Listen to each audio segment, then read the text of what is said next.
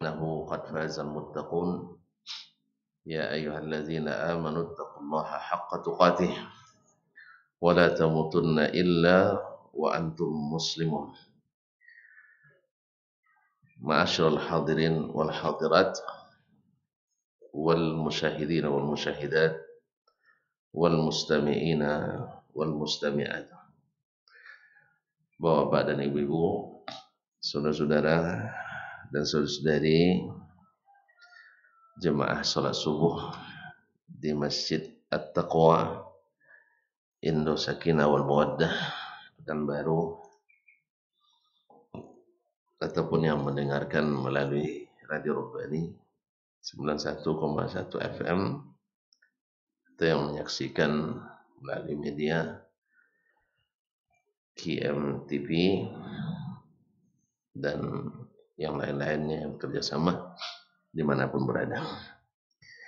Alhamdulillah, subuh ini Allah kembali mengizinkan kita menikmati indahnya beribadah di rumahnya ini. Mudah-mudahan Allah berikan kita niat yang ikhlas, amal yang saleh, doa yang diijabah, sehingga dengan demikian ketika kembali menemuinya kita mudah-mudahan termasuk hamba-hamba yang bahagia karena amalnya diterima. Oleh sebab itu mari kita bersyukur kepadanya atas nikmat yang diberikannya ini. Mudah-mudahan syukur kita itu melahirkan nikmat-nikmat yang baru yang membuat kita sentiasa bersyukur kepada Allah Tabaraka wa Ta'ala. Kaum muslimin dan muslimat yang dirahmati Allah Subhanahu wa Ta'ala, semoga salawat dan salam sentiasa pula disampaikan kepada Nabi kita sallallahu alaihi wasallam.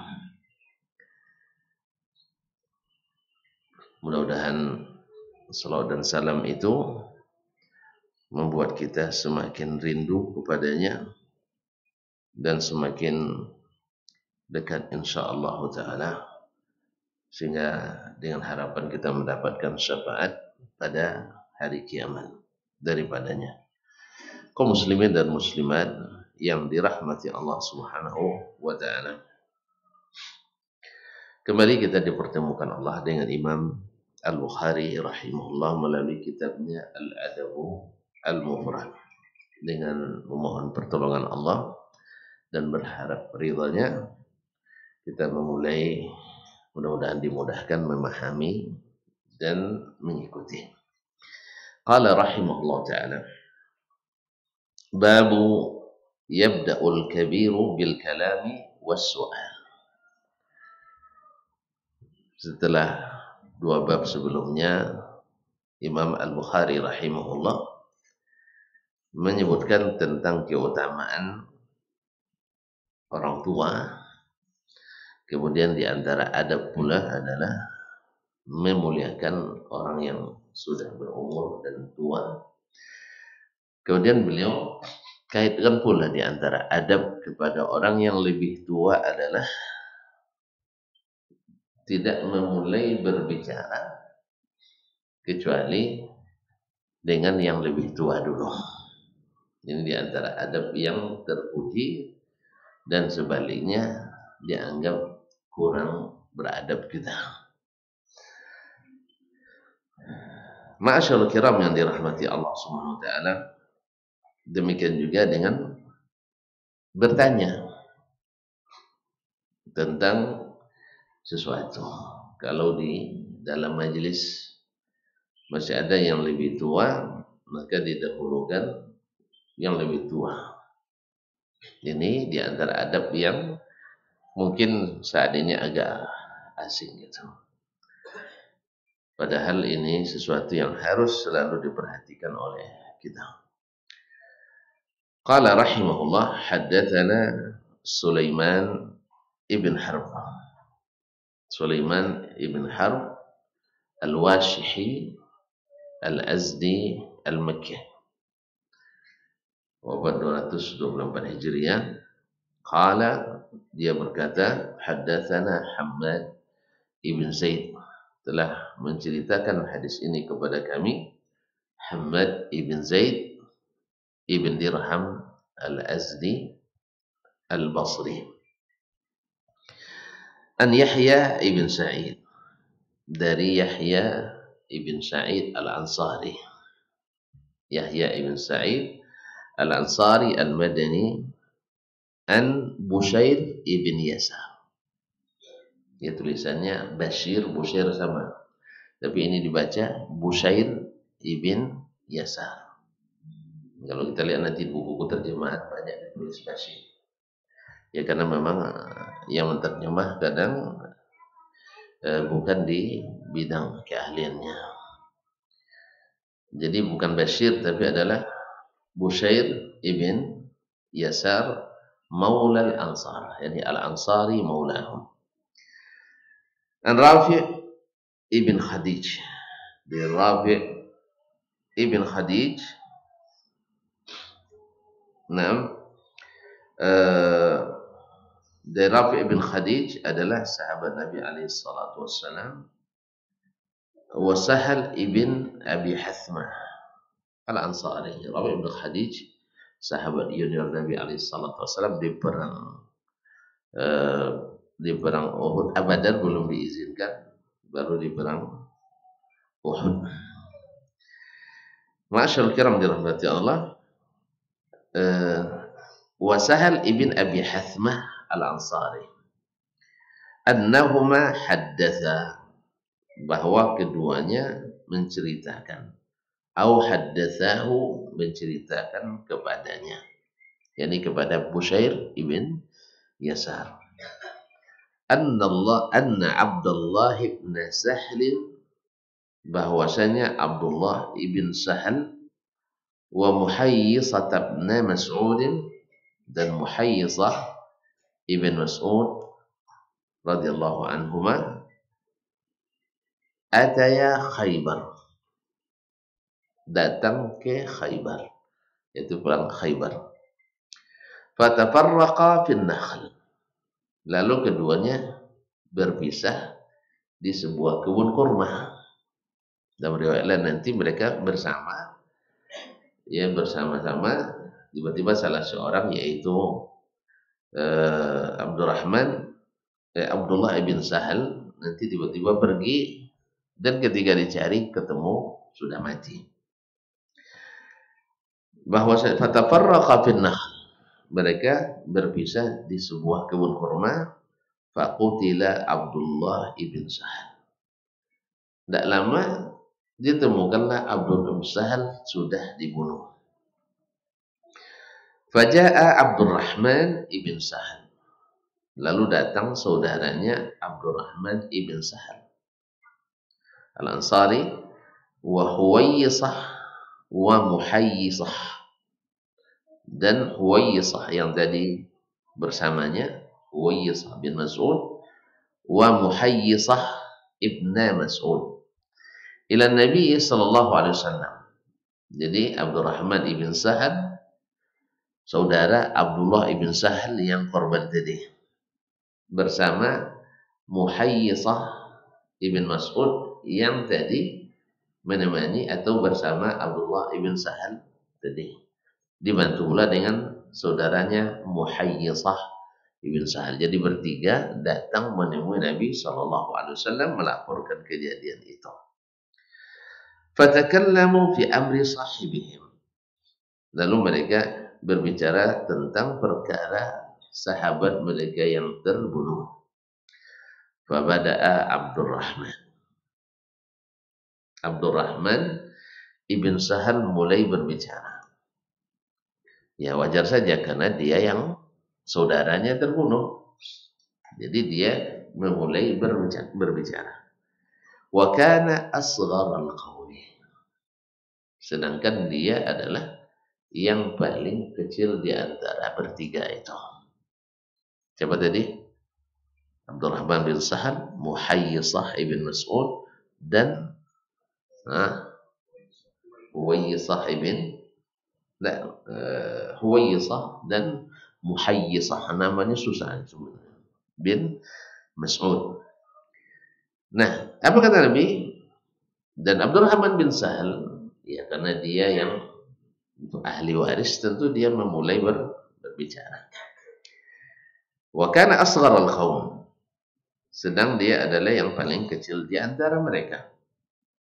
Faqala lahu an-nabiy sallallahu alaihi wasallam, berkata Nabi sallallahu alaihi wasallam, kabbiril kubra.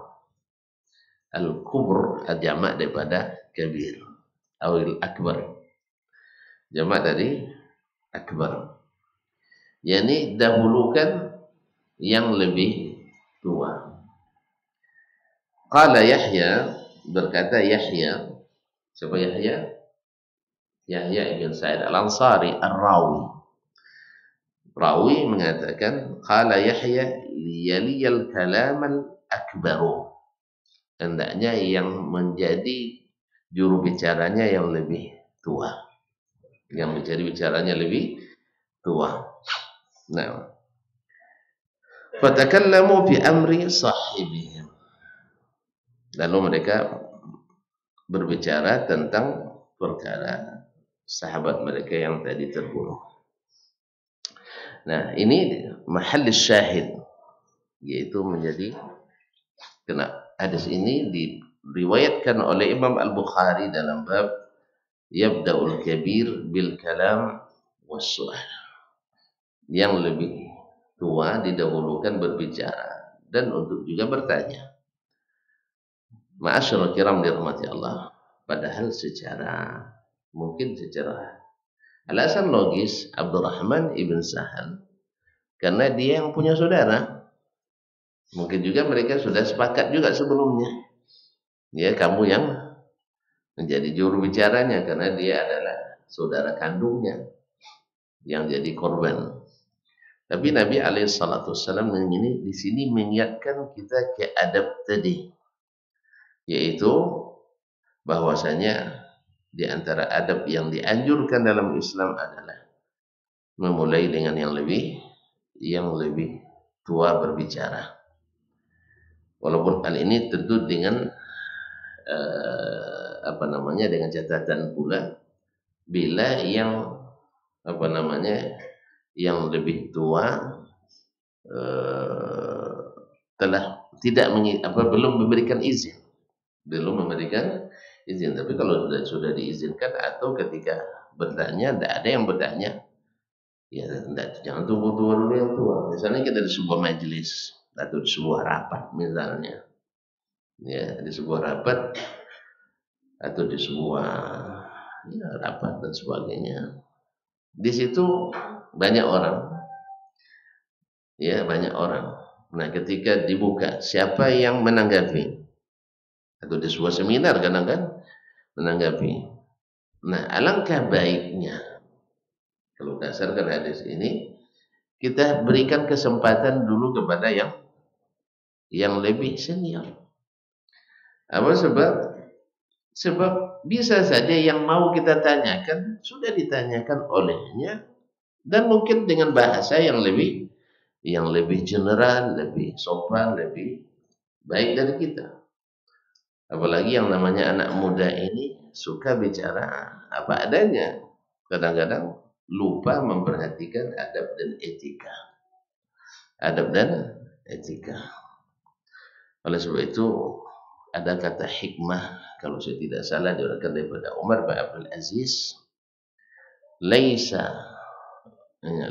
yanbaghi ayyakuna laka bi kulli majlisin maqal. Tidak patut setiap majlis kamu ada tampil berbicara. Bahkan kalau bisa, ada banyak majlis kita tidak banyak bicara, kecuali kalau memang diperlukan. Ini di antara adab yang mungkin hari ini susah ditemukan. Ya karena apalagi kita kan semangat nak tampil tuh lebih tinggi daripada semangat isar. Sampai di bercakap pun kita tidak bisa menahan nafsu kita. Sampai-sampai hakim bersemangatnya mengucapkan kata-kata dan kalimat yang kadang-kadang merusak, ya, yang kadang-kadang menghasut, kadang-kadang provokatif. Ini tanda adab yang tidak ada. Apa sebab nafsu bercakapnya itu luar biasa. Ya, harusnya di suasana-suasana panas, harusnya jadi pendingin. Apalagi kalau sudah pegang jabatan publik saja. Jabatan publik itu ketahuilah tidak sama dengan jabatan milik pribadi. Kalau Ustaz Dayat punya yayasan pribadi, dia bebas cakap sih. Tapi kalau milik publik harus memposisikan diri sebagai milik publik juga. Jelas ya? Antum jadi sekda nanti misalnya, jadi bodoh golongannya lah. Ya kalau sudah di sekda itu milik seluruh rakyat yang ada di bawah kekuasaannya. Jadi gubernur juga seperti itu, jadi presiden juga seperti itu. Nah, tapi kalau sudah milik pribadi, terserah. Karena memang pribadi memang. Jelas kan? Jelas kan? Jadi makanya kadang-kadang seperti kata Umar bin Abdul Aziz, kita nukil dalam pertemuan sebelumnya, lebih baik diam, dan diam itu salah daripada bercakap itu salah. Sebab diam, tidak berbicara, tidak ada konsekuensi hukumnya. Tapi kalau bercakap dan salah, konsekuensi hukumnya luar biasa bahaya. Apalagi yang sifatnya menghasut, hasad, hasad dan bergesek dan sebagainya. Ya, apalagi nak menghapuskan orang dari permukaan bumi. Ini tidak mungkin. Ya, tidak mungkin.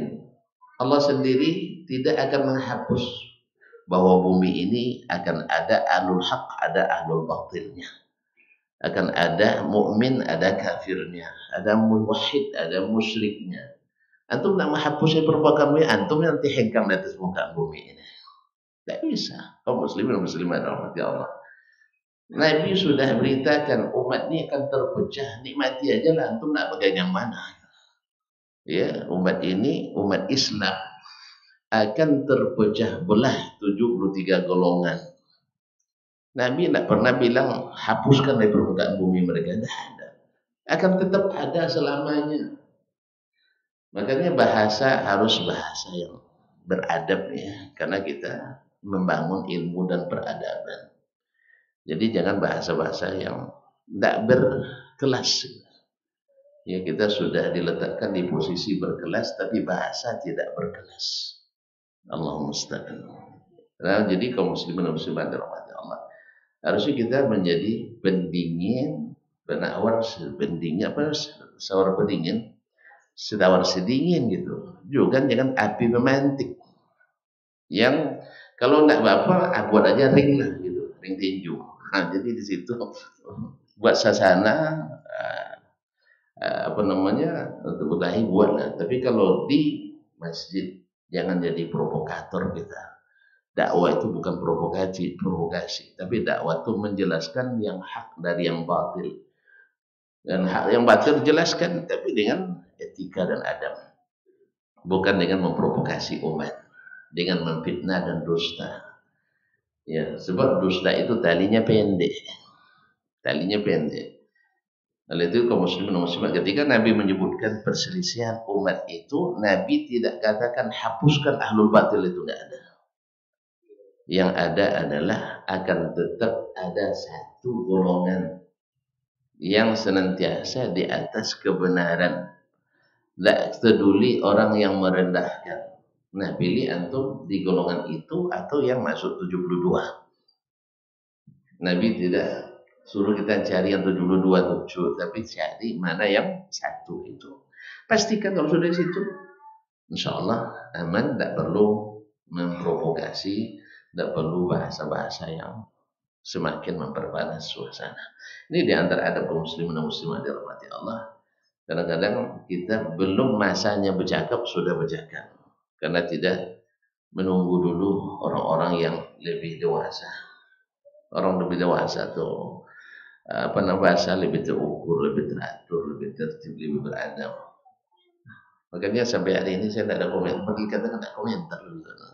Wah, sebab kita tunggu saja kita punya ulama-ulama senior dalam masalah ini. Ulama senior mudah-mudahan mereka mewakili apa yang kita inginkan. Kalau seandainya nanti tidak ada yang mewakili dan wajib kita bicara, saat itu baru kita bicara. Tapi subhanallah, kaum muslimin dan muslimat dirahmati Allah, adab ini sudah ditinggalkan. Ya sudah ditinggalkan sehingga yang lebih banyak adalah komentator dibanding dengan ulama-ulama yang senior dan beradab. Nasallallahu alaihi afiyah. Nah, di bab ini saja orang-orang yang punya hak tidak dibenarkan oleh Nabi SAW untuk berbicara karena mereka bertiga datang dengan tujuan yang sama, yaitu ingin menuntut hak saudaranya yang terbunuh tadi. Maka Nabi suruh hendaknya yang menjadi juru bicaranya yang lebih tua. Ini tanda Islam menghormati orang yang lebih tua dari kita. Kabiril kubra. Qala Yahya, ini mudraj dalam hadis Yahya ibn Sa'id al-Ansari. Ini kalau contoh hadis mudraj. Hadis mudraj, tapi di sini dijelaskan siapa yang mengatakannya. Yaitu Yahya ibn Sa'id al-Ansari, liyadiyal kalam al-akbar. Hendaknya yang menjadi juru bicaranya yang lebih besar. Fatakallamu fi amri sahibihim. Dan mereka bicara. Berkaitan dengan ini juga sering juga kita sebutkan, ya. Mungkin juga akan terus kita sebutkan karena ini sangat penting khususnya seperti di akhir zaman seperti ini. Abdullah bin Abbas, tidak ada yang meragukan kehebatannya dalam ilmu, dalam adab. Ma'asyul kiram dirahmati Allah. Dia keluarga kerabat Nabi. Itu adalah Ahlul Bait. Karena dia dari Bani Hashim. Bani Hashim itu ittifaq al-a'immah min ahli baiti Rasulullah SAW. Adalah ahlu bait Rasulullah SAW. Kalau bahasa sekarang Habib itu. Abdullah bin Abbas Habib. Cuman sayang tidak ada dalam terjemahan atau bukan terjemahan, kitab-kitab yang menulis biografi ulama yang menyebut Abdullah bin Abbas Habaib. Tidak ada. Jadi berarti istilah habaib itu istilah sekarang. Istilah sekarang. Ya, kitab-kitab yang menuliskan seperti Syiar A'lam Nubala, ya Bidayah Nihaya, Syajaratul Dzahab, Tabaqat dan sebagainya. Saya tidak membaca yaitu Habibun minal Habaib. Tapi dia Ahlul Bait betul. Ahlul Bait betul. Jadi Ahlul Bait tidak mesti disebut dengan Habib. Tapi kalau sudah diistilahkan orang sekarang untuk membedakan mereka keturunan Nabi, sebut Habib, insya Allah juga tidak ada masalah. Tapi dengan catatan Habib tidak mesti jadi wali. Nah, itu aja. Habib tidak mesti jadi wali, sehingga ucapannya tidak seperti ucapan Nabi. Itu harus dipahami bahwa kalau Habib cakap mesti seperti Nabi, salah besar. Karena Habib bisa saja jadi pengikut setia Nabi, bisa saja melenceng dari Nabi SAW. Tetap ukurannya adalah mengikut sunnah Nabi atau tidak. Kalau dia ikut sunnah, Masya Allah, ala wa'si wal ain, kita menghormatinya 2 kali lipat. Karena kekerabatan dengan Nabi SAW dan karena ketaatannya pada Nabi SAW. Tapi kalau tidak, maka tidak bisa dijadikan sebagai ikutan dan panutan. Nah, Abdullah bin Abbas ketika diangkat oleh Umar bin Khattab, tentuan tahu sendiri Umar bin Khattab sangat selektif dalam memilih pejabat, dalam memilih pejabatnya. Nah, diangkat menjadi Dewan Penasehat. Dewan Penasehat, staf khusus lah ya, staf khusus Amirul Mukminin, yang anggotanya kebanyakan adalah ulama-ulama senior masa sahabat. Tapi Abdullah bin Abbas yang masih muda belia, tentu tahu sendiri Abdullah bin Abbas ketika Nabi wafat umurnya sekira, masih lupa, sekira 13 tahun. Sebab Beliau dilahirkan 3 tahun menjelang hijrah. Berarti hijrah umurnya 3 tahun. Wafat Nabi umurnya lebih kurang 13 tahun. Sebagian menyampaikannya sampai antara 13 sampai 15 tahun. Nah, pemerintahan Abu Bakar berapa tahun? 2 tahun. Serius nih. 2 tahun. 2 tambah 15, 17. Atau 2 tambah 13, 15. Mungkin tidak diangkat di awal misalnya. Atau misalnya mungkin 3 tahun setelah itu, ya umurnya masih belasan. Ketika diangkat menjadi staf khusus Umar. Nah, ayahnya berpesan. Nah, coba lihat. Ayahnya berpesan. Ya bunayya, wahai anakku, inni ara amirul mu'minina yuqarribuka ila nafsih. Saya perhatikan Amirul Mukminin Umar radhiyallahu taala anhu mendekatkanmu kepada dirinya. Jadi bukan dia yang mesese, ya bukan dia yang mesese mendekati Umar, tidak. Tapi Umarlah yang mendekatkannya. Ini beda tuh, Ustaz. Kita yang mesese, ya kalau kan jadi cenderung apa lu?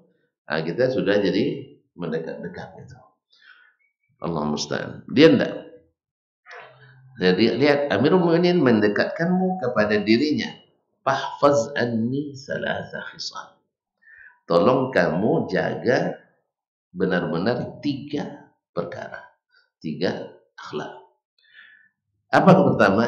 La tubadir bil kalam illa ayyadzana laka. Jangan kamu memulai berbicara sampai beliau yang meminta. Apa alasannya? Apa alasannya? Karena anak muda biasanya ambisi itu tampil. Iya kan? Macam kita kan pernah muda juga ya. Apalagi kalau sudah niat itu sudah macam-macam gitu. Ya. Apapun motivasinya anak muda suka bercakap. Karena memang darah muda, darah yang menggebu-gebu ya, membara. Oleh sebab itu jangan segera sebelum diizinkan. Kedua, karena di majelis kamu tuh kamu yang paling kecil. Tidak beradab kalau ada yang dewasa belum bercakap, kita sudah memulai. Makanya jangan berbicara sebelum diminta oleh Amirul Mukminin. Subhanallah, ini luar biasa kaum muslimin dan muslimat. Ini menekan ambisi yang menggebu-gebu dalam jiwa. Sebab kita memang suka bercakap. Ya, suka tampil. Kadang-kadang pertanyaan tidak bermutu, kadang tapi tetap saya terusi dan sebagainya. Karena ada mutu. Yang penting kan ada bercakap.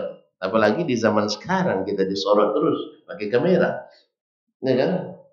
Kamera menyuruh kita itu tampil di televisi nasional dan swasta. Ya, tampil itu subhanallah. Nah, ini diingatkan oleh Abbas dan Abdul Muttalib, ayahnya Abdullah, jangan mulai bercakap sebelum diizinkannya.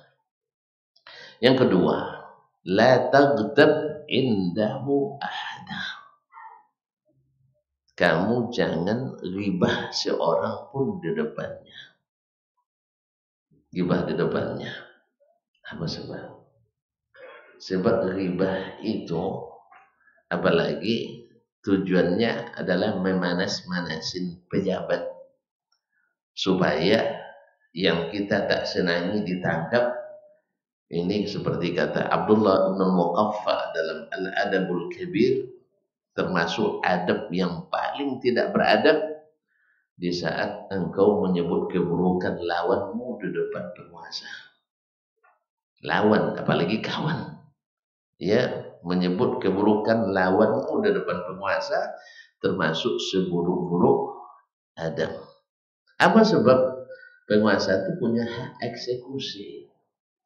Andainya yang kau katakan tidak diklarifikasi dan konfirmasi dan hanya semata-mata fitnah, engkau masuk dalam ayat ya ayyuhallazina amanu in ja'akum fasiqun binaba'in fatabayyanu an tusibu qauman bijahalatin fatusbihu ala ma fa'altum nadimin. Nanti kamu berbuat zalim pada seseorang, menjatuhkan musibah pada seseorang, nanti kamu akan menyesal. Karena apa? Tanpa klarifikasi. Anda orang fasik. Subhanallah.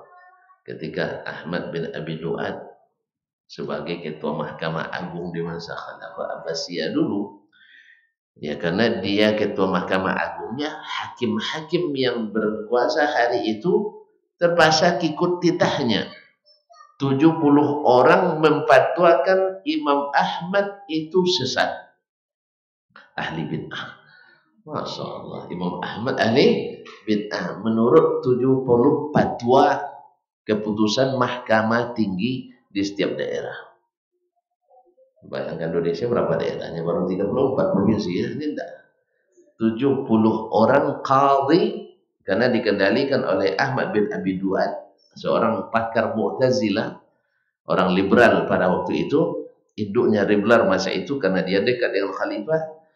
Dia yang mengangkat dan mengusulkan seluruh qadhi di seluruh daerah Islam, wilayah Islam. 70 orang memfatwakan Ahmad bin Hanbal adalah aliran sesat. Bayangkan, Ahmad bin Hanbal adalah sesat dan halal darahnya dibunuh. Bayangkan, halal darahnya dibunuh. Alhamdulillah, Allah angkat derajat Imam Ahmad sampai hari kiamat. Yang 70 orang itu tenggelam dalam sampah-sampah sejarah. Sampah zaman, sampah sejarah. Orang tak mau tahu lagi. Kalau tahu pun karena ngusut kasus. Ya, kada kasus baru dikasus apa yang terjadi zaman Muhammad, siapa-siapa yang orang jahatnya, Abdul cari. Oh, si fulan. Ustaz ya. Makanya Abdullah bin Abbas nasihati ayahnya, jangan kamu ghibah seseorang di depan penguasa. Sebab nanti kamu jadi sampah sejarah. Karena ghibah depan penguasa itu akan membangkitkan amarahnya. Akan bangkit amarah dan antum sudah ghibahnya, sudah zalim. Hukum yang akan dijatuhkan akan juga zalim, dan juga lebih zalim lagi dakwah yang seharusnya menyuburkan negeri ini, negeri kaum muslimin dengan dakwah kepada Alkitab dan Sunnah seperti diberkahinya di zaman as-salafus salih, antum sudah jadi penghalangnya. Nauzubillah, tsumma nauzubillah. Oleh itu kaum muslimin dan muslimat, hati-hati kalau antum dekat dengan puasa, antum dekat ya. Dekat. Serius ini. Makanya tidak usah dekat-dekat. Kalau dipanggil pun, ya disuruh datang pun tengok dulu. Kalau ada duit datang, kalau tidak jangan. Saya bercanda loh. Nanti direkam pula semua orang, dipotong pula. Iya. Justru kalau ada duit jangan datang.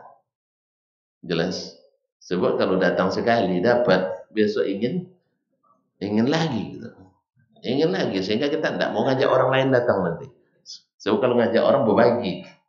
Iya. Mau ngajak orang berbagi nanti. Allah, akhirnya itu jadi orang bakhil itu. Bertemu dengan gubernurnya tidak ngajak kita. Apa sebab? Kalau ngajak nanti berbagi saja. Jadi itu jangan. Jadi ada, sampai hari ini masih ada orang-orang yang Masya Allah datang dengan ikhlas, masih ada. Saya pernah kenal dengan orangnya. Yang dikasih oleh presiden duit tidak banyak, $10.000 ya. Tidak mau dia terima. Masya Allah. Alasannya apa? Kalau Bapak masih ingin saya datang, tolong jangan pakai amplop. Kalau awak terbalik dosa. Kalau Bapak masih ingin saya datang, tebalkan amplopnya. Ustaz ya. Mau tahu orangnya, tidak usahlah jadi fitnah nanti. Semoga Allah memelihara beliau. Jadi kalau Bapak masih ingin saya datang, tolong jangan pakai seperti ini. Biarkan saya bebas melangkah ke sini. Allah SWT. Mau tahu juga? Tidak usah lah, udah lewat masa presiden, tidak presiden sekarang mah. Ya, kalau presiden sekarang tuh nuduh saya pula nanti orangnya enggak. Saya belum pernah bertemu presiden di istana, tapi di masjid sudah. Ya di presiden di istana belum. Ya di masjid sudah. Karena istana saya tidak mau masuk sampai jadi. Jangan nanti saya dipantau orang, nanti dikira saya mau jadi presiden pula. Saya jadi presiden syaratnya berat, tidak pakai partai politik, tidak pakai kampanye, tidak pakai baliho, tidak pakai tim sukses, tidak jadi lah. Kada jadi lah, makanya tidak usah risau, tidak usah risau. Nunggu mukjizat kayaknya saya bukan nabi. Iya mungku keramah saya juga bukan wali. Nah, kan gimana lagi? Jelas kan? Jadi bagi yang partai politik tidak usah risau. Ya. Jadi syarat saya jadi presiden berat. Satu, tidak pakai partai politik. Dua, tidak pakai tim sukses. Tiga, tidak pakai kampanye. Empat, tak pakai baliho. Nah, jadi juga nanti ada syarat lain lagi. Saya tidak pakai dasi. Iya, saya pakai belangkon mau saya. Ya, karena lebih budaya Indonesia. Pakai tanjak mau nanti, pakai selempang Melayu mau. Tapi kalau dasi tidak panas, gerah gitu. Masa leher diikat-ikat kan? Ya saya tidak melarang orang yang salah paham pula. Saya tidak paham. Jelas saja. Karena itu di pakaian musim dingin asalnya itu bukan pakaian musim panas. Kita gerah sini. Ini bawa baju di atas sih kadang sering dilepas. Apalagi lu sudah makan masakan khas Kampar misalnya, yang pode-pode, nanti tidak bisa gitu. Yang salah paham Ustaz ya. Jelas, jadi usah risau ya. Antum tidak bakal jadi saingan saya. Majulah. Ma'asyiral kiram dirahmati Allah SWT. Inilah diwanti-wanti oleh ayahnya Abdullah, jangan ribah seseorang di depan Umar. Nanti dia punya pandangan negatif terhadap rakyatnya. Biarlah dia sendiri yang tahu dari orang lain. Jangan sampai kamu yang mengasah-ngasah. Karena ini seperti yang kata Abdullah bin Muqaffa dalam Al-Adabul Kabir, adab yang sangat buruk. Adab yang sangat buruk ketika engkau menyebut keburukan lawanmu di depan orang yang punya kuasa. Jelas ya? Nah, oleh sebab itu kita pun ketika dekat dengan penguasa dituduhlah kita. Karena apa? Karena yang menuduh mungkin sering melakukan itu sehingga kita pun dituduh. Iza sa'a fi'lul mar'i sa'at zununuhu. Seseorang bila buruk lakunya, buruk pula sangkanya.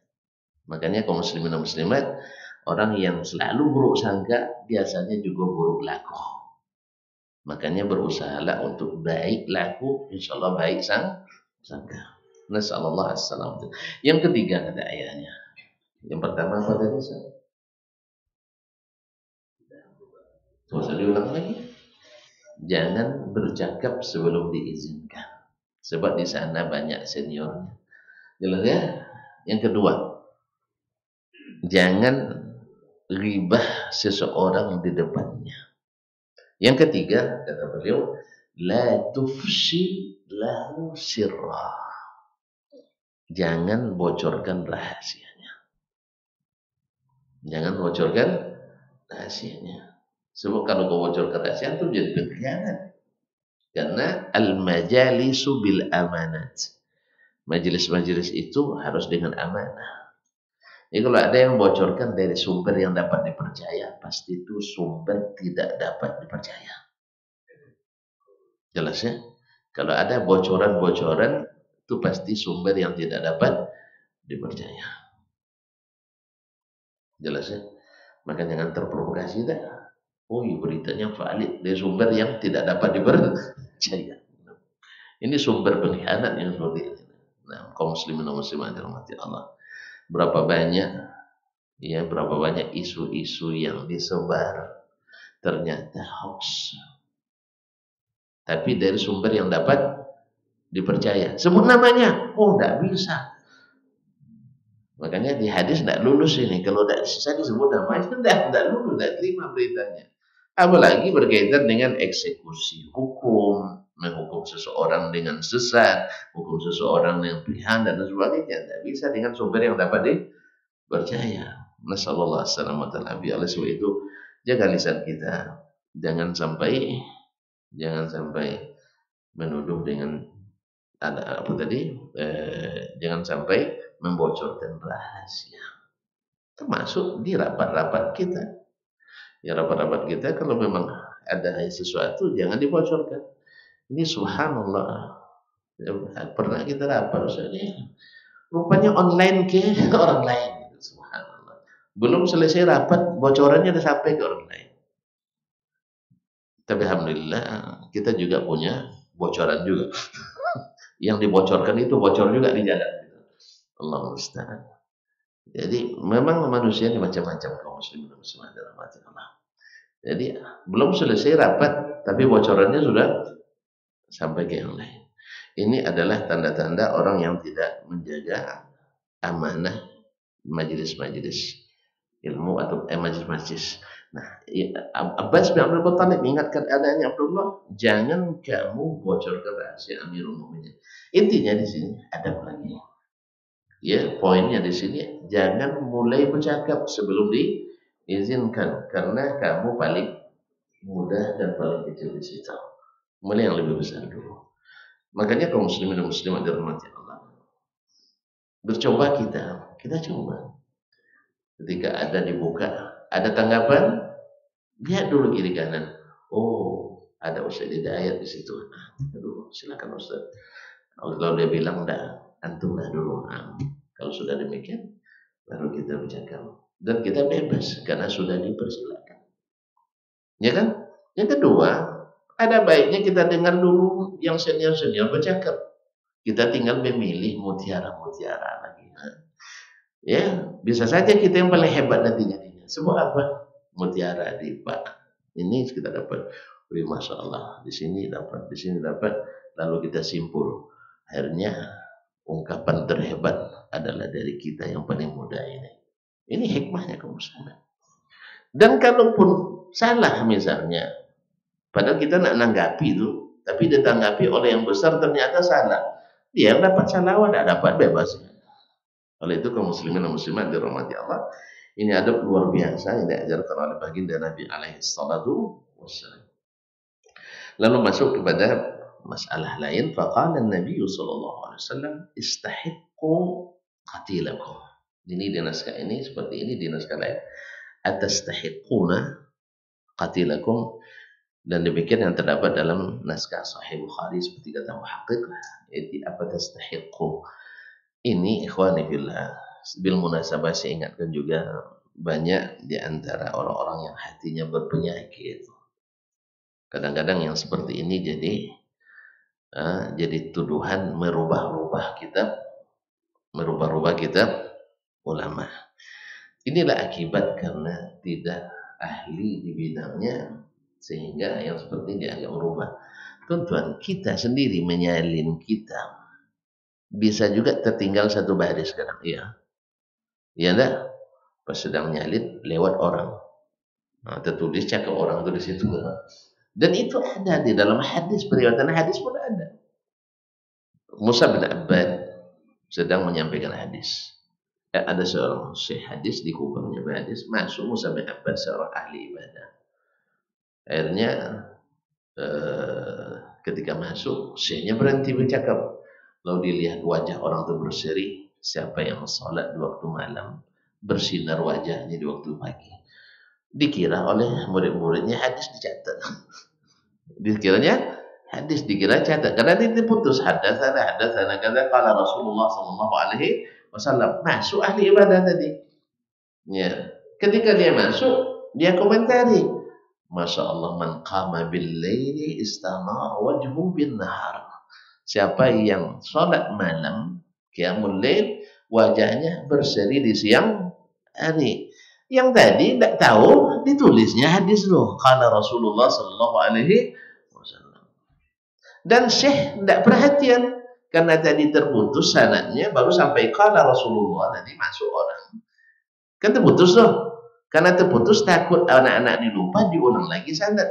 Yang murid kira sanad hadis baru. Paham tuh? Begini, misalnya dia bilang haddatsana fulan. Qala haddatsana fulan. Qala sami'tu Rasulullah sallallahu alaihi wasallam yaqul. Setelah menyampaikan hadis sebulan, dia berkata telah menyampaikan hadis kepada kami sebulan, saya mendengar Rasulullah sallallahu alaihi wasallam bersabda. Sampai di situ kan selesai sanadnya. Masuk orang ahli ibadah tadi. Ketika dia masuk, dia sebutkan man qama bil laili istanara bin nahar. Siapa yang salat di waktu malam, maka bersinar berseri-seri wajahnya waktu pagi. Dikira oleh mahasiswa murid-muridnya hadis dicatatnya itu di matan tadi karena sudah qala Rasulullah sallallahu alaihi wasallam. Nah, Syekh karena terhenti tadi, diulangnya sanad lagi. Diulang sanad yang sama. Nah, ditulis lagi sanad kedua, seolah-olah sanad yang kedua oleh murid-murid. Jadi masuklah hadis itu mudraj, ya, hadis yang mudraj karena ada sesuatu yang menyebabkan Syekh mengomentari tadi yang mencatat. Nah, seperti ini kaum muslimin tidak dituduh memalsukan hadis. Jelas kan? Dia bukan kazab, tapi rawal kazib. Rawa al-kazib khata'an. Maka dalam definisi hadis palsu nanti ada amdan au khata'an. Sengaja atau tidak sengaja, dan hukumnya berbeza. Nah, ini yang kadang-kadang orang tidak tahu, sehingga dengan mudah menuduh. Apalagi dibarengi dengan kebencian dan hasad seperti tadi. Allahumma musta'an. Istahiqu qatilakum. Artinya kalian berhak untuk dapat tebusan bagi orang yang terbunuh tadi. Wa qala sahibakum, atau sahabat kalian, bi aimani khamsina minkum, dengan cara 50 orang bersumpah.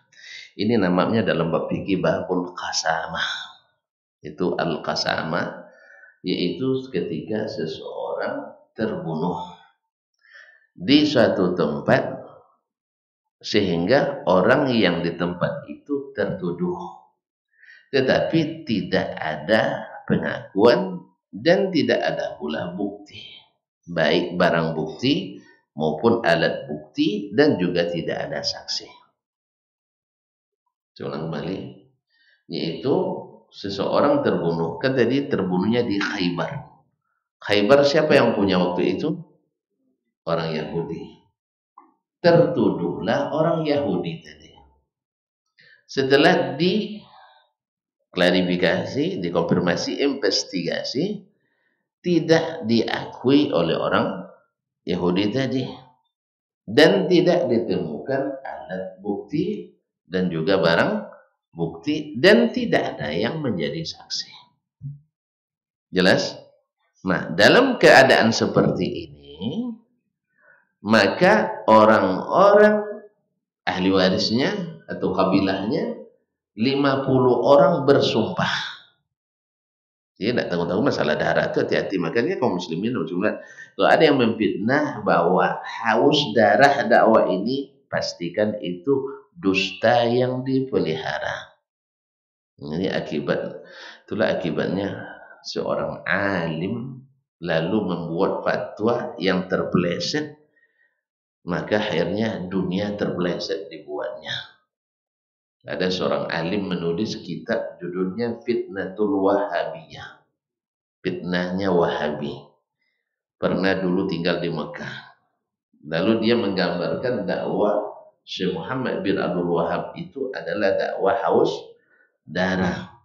Padahal dia sendiri hidup di akhir hayatnya di negeri itu juga sampai mati. Dan orang tahu dia sangat melawan dakwah itu. Harusnya itu pahamlah. Syekh yang menulis kita itu sendiri situ juga mati di Wahabi itu. Alhamdulillah kita kemarin juga punya seorang tokoh nasional yang kita angkat tinggi-tinggi kan sebagai orang yang diikuti. Misalnya Ketika dulu juga pembenci Wahabi dengan terang-terangan dalam ceramah-ceramahnya. Tapi ketika tidak aman di negeri ini, tinggalnya di mana? Hah? Di negeri Wahabi juga. Aman di situ kan? Aman ya? Andainya setiap yang tidak sependapat dihabisi, ini kesempatan menghabisi. Jadi, nah ada juga percaya, berarti antum terlalu mudah sekali mempercayai dusta. Makanya benarlah kata Sulaiman At-Taimi, seorang tabi'in. Dia bilang, zallatul alim, zallatul alam. Tergelincirnya seorang alim, tergelincirnya dunia. Akhirnya kitab ini jadi pegangan seluruh orang yang membenci dakwah as-salaf ini. Jadi pegangan. Hati-hati kajiannya. Nanti kalau sudah berkuasa itu habis kita. Jadi fitnah lagi kan. Apanya yang habis? Hah? Antum kehabisan bekal musim haji, Wahabi juga nolong. Antum kehabisan duit, minta bantuan ke Wahabi juga minta. Nak kuliah juga banyak juga bantu. Ya, padahal mereka tahu. Tapi juga percaya juga orang. Subhanallah. Subhanallah. Kalau itu kaum muslimin dan muslimat dirahmati Allah, maka hati-hati bercakap itu. Ya, hati-hati bercakap. Sebab nanti justru menghasut orang-orang yang jahil-jahil, hanya terjadi tindakan-tindakan yang tak terpuji seperti yang kita dengar hari ini. Ya alhamdulillah kita walaupun tahu misalnya ini aliran sesat, tapi alhamdulillah kita kan tak hasut orang untuk yang kita bilang jangan ikuti kesesatannya. Orangnya kalau tua dihormati, perlu makan kasih makan kan gitu kan. Ya tidak ada provokasi, oh ini harusnya haus darah nanti. Kecuali yang memang terbukti seperti Syiah Rafidah kalau berkuasa memang di tanah haram sendiri, di Masjidil Haram sendiri mereka bunuh orang. Masyaallah kiram dirahmati Allah. Oleh itu kitab ini Fitnatul Wahabiyah ini sebenarnya fitnah itu. Dari sini datangnya fitnah-fitnah itu. Allah musta'an. Masyaallah kiram dirahmati Allah SWT. Jadi bi'aimani khamsina minkum, bersumpah 50 orang dari suku itu, dari keluarganya. Kalau orang bertakwa tidak mau dia bersumpah, takut. Sumpah itu kalau salah dosa besar. Nah, qalu ya Rasulullah amrun lam narahu. Ini tidak mungkin kami lakukan Rasulullah. Ini berat. Ini menyuruh 50 orang bersumpah bahwa ia membunuh orang Yahudi. Padahal tidak ada bukti. Tidak ada yang menyaksikan. Sebab bisa saja di kampung, misalnya di kampung kita, mohon maaf kaum muslimin dan muslimat, anggaplah misalnya di lingkungan yayasan ini, tiba-tiba ada orang yang la qadarullah, ada orang yang mati. Ada orang mati. Ada tidak kemungkinan orang luar yang masuk? Saya ulang kembali. Ada tidak kemungkinan orang luar yang masuk? Sangat mungkin. Tidak ada pagar. Tidak ada pagar kan? Tidak ada pagar, Ustaz. Hah? Gerbang di depan ditutup malam, Ustaz? Tidak ada semuanya. Apalagi sama itu juga tidak ada. Mungkin orang lain yang masuk. Kemungkinan. Walaupun di pagar sekalipun. Dan juga banyak kejadian orang masuk kemudian dilemparkan ke kita kesalahannya. Ada kan? Ya, maling teriak, maling juga banyak. Makanya mereka tidak berani. Sebab tidak ada yang menyaksikan. Tidak ada yang menyaksikan. Amrun lam naru ya Rasulullah. Kami tidak berani. Qala fatubarri'ukum yahudu bi'aimani khamsina minhum. Kalau gitu, lepas tanggung jawab Yahudi dengan mereka bersumpah. Kalau Yahudi kan orang kafir, dia mau bersumpahnya. Iya, jangan kamu bersumpah. Agama dirubah-rubahnya. Agama mereka rubah-rubah. Nah, qalu ya Rasulullah qaumun kuffar. Gimana kami percaya dengan sumpah orang kafir? Walaupun mereka juga bertuhankan Allah tabaraka taala, tapi mereka ayat-ayat Allah dirubah-rubahnya, syariat-syariat Allah dirubah-rubahnya. Kitab Allah mereka rubah-rubah. Nah, qaumun kuffar ya Rasulullah. Akhirnya Rasulullah SAW Fafadahu Rasulullah SAW min qibalih. Akhirnya Nabi, karena tidak mungkin mereka tidak siap bersumpah, orang Yahudi juga tidak bisa dipercaya, ya mereka pasti akan melepaskan diri. Kami bersumpah, ya Muhammad, kami bersumpah. 50 orang, nak 500 orang kami siap bersumpah untuk tidak bertanggung jawab. Ya kan? Karena orang kafir gampang bersumpahnya. Kalau ini, makanya kaum muslimin dan muslimat dan keluarga Abdullah bin Sahal tadi tidak siap bersumpah. Akhirnya Nabi sendiri yang bayar tebusannya. Nabi sendiri yang bayar tebusannya. Jadi kaum muslimin dan muslimat ini jadi pendamai seperti ini bagus antum nih. Ya, kalau ada orang yang bakar masjid, bilang saya yang bangun kembali, kan selesai masalah. Besok jangan ingatkan dua-duanya, Ustaz. Nanti kalau bercakap jangan pedas-pedas sekali, Ustaz.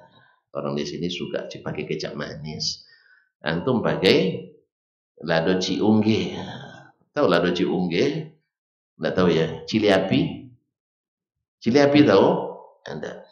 Antum hidup di negeri yang orangnya suka kecap-kecap manis gitu. Manis-manis pedas. Jadi disimpan manis pedasnya, jangan pedas nampak gitu. Dan ingatkan pula, antum sabar-sabarlah. Maklumlah mereka Wahabi itu. Nah, misalnya tidak apa-apa. Wahabi itu memang buka isi nampak kulit. Salah. Buka kulit nampak isi. Artinya mereka itu mau jelas-jelas gitu. Tidak mau muter-muter misalnya. Nasihati dua-duanya. Tapi jangan justru memperkeruh masalah. Makin daerah keruh. Padahal Yahudi jelas permusuhannya terhadap Islam. Tapi Nabi tetap dengan adil dalam menghukum. Tidak ada yang siap bersumpah. Yahudi tidak bisa dipercaya sumpahnya. Akhirnya Nabi yang keluarkan diatnya. Tidak banyak, hanya 100 ekor. 100 ekor unta. 100 ekor unta. Masya Allah. Sallallahu alaihi wasallam bi abi wa ummi.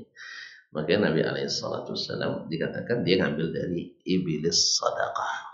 Diambil dari harta atau dari onta-onta zakat atau sedekah. Ma'asyarul kiram dirahmati Allah, ini juga jadi menjadi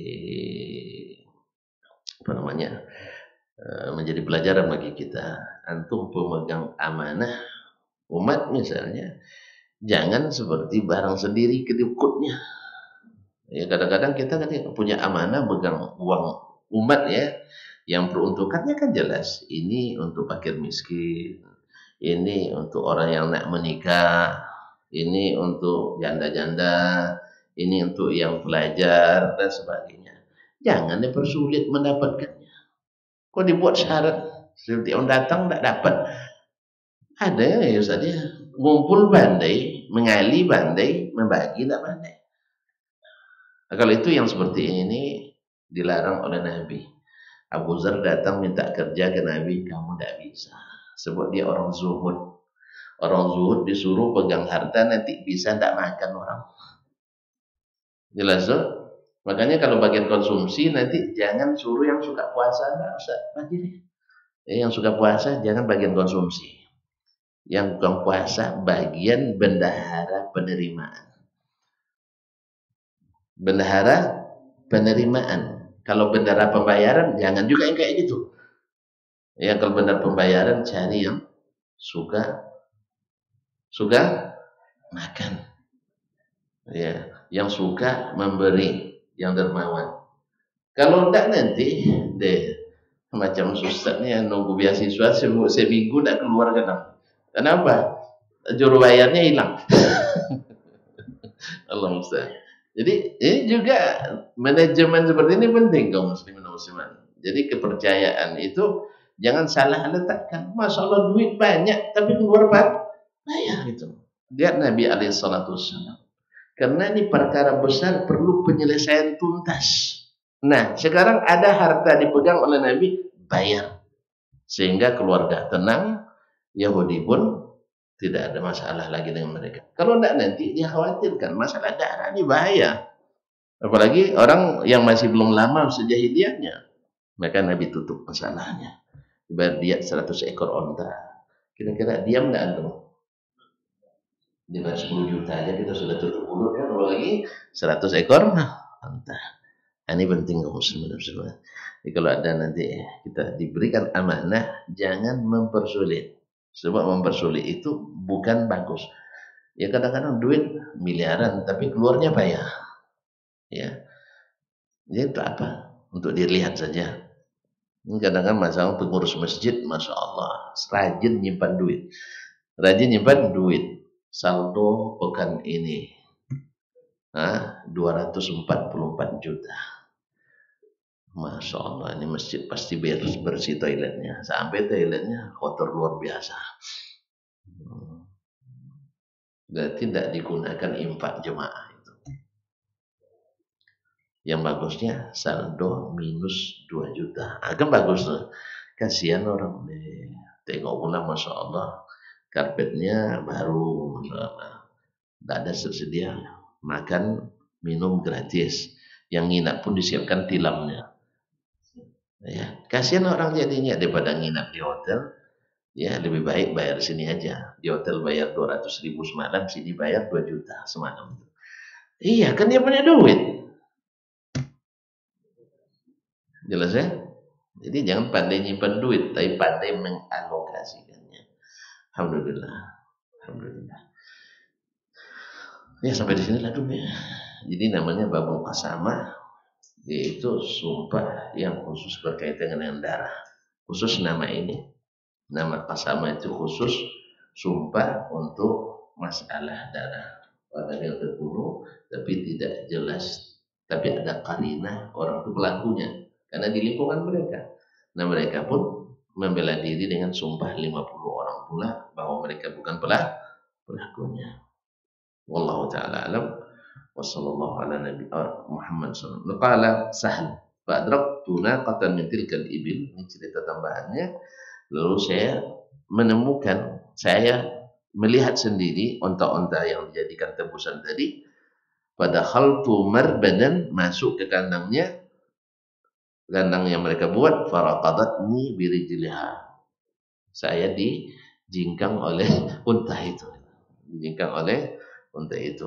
Jadi Sahal yang meriwayatkan hadis ini juga melihat sendiri, itu Sahal bin Abi Hatham al-Ansari melihat onta-onta itu ketika masuk dijingkang maksudnya ditendang oleh onta itu. Ya, onta kadang-kadang kalau marah hati-hati ditendangnya kita.